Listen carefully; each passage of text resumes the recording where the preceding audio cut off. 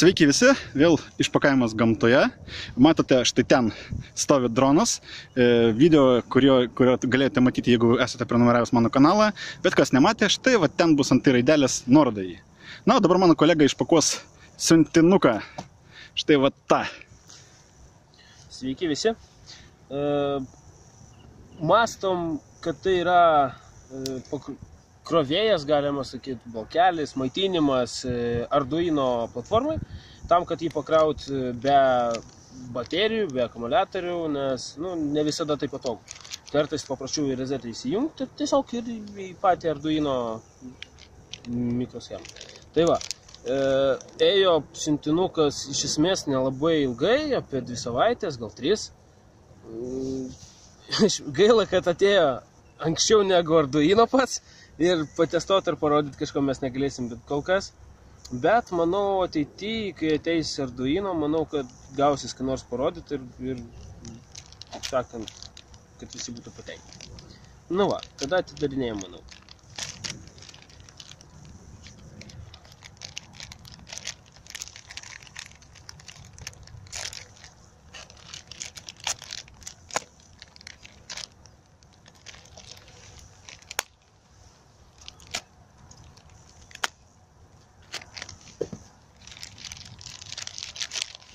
Mano kolega geriau papasakos, ar čia geras įpakavimas ar ne.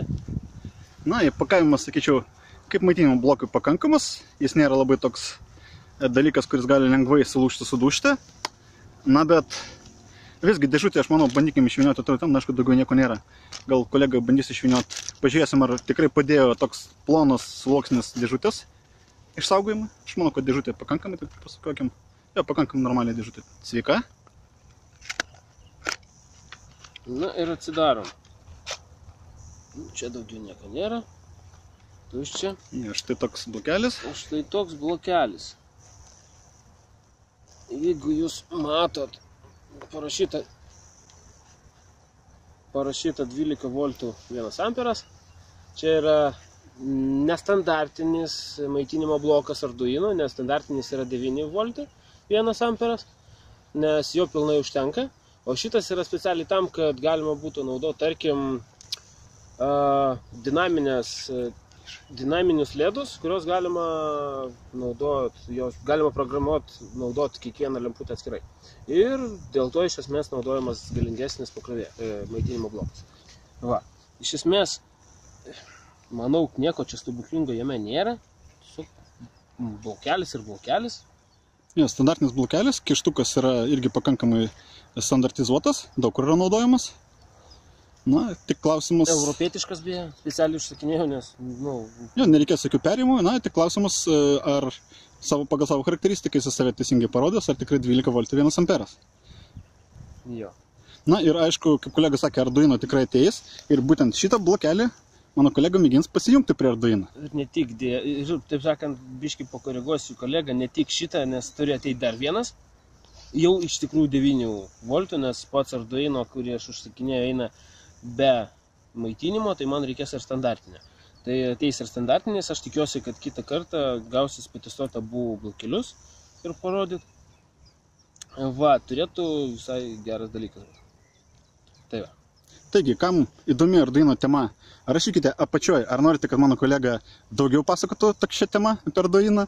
Ir jeigu jūs labai daug laikų pastatysite ir paprašysite komentaruose, tai mano kolega dar mano kanale pasirodys ir parodys, ką galima su Arduino netgi padaryti. Tikrai taip, jeigu susidomėsit, tai būtinai ką nors parodysim.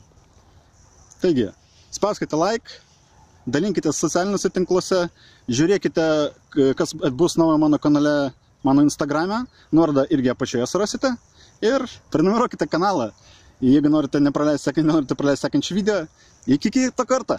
Iki.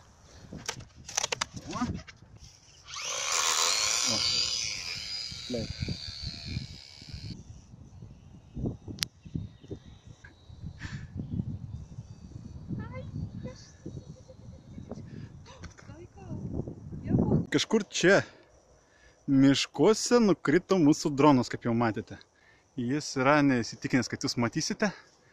Vat štai va ten.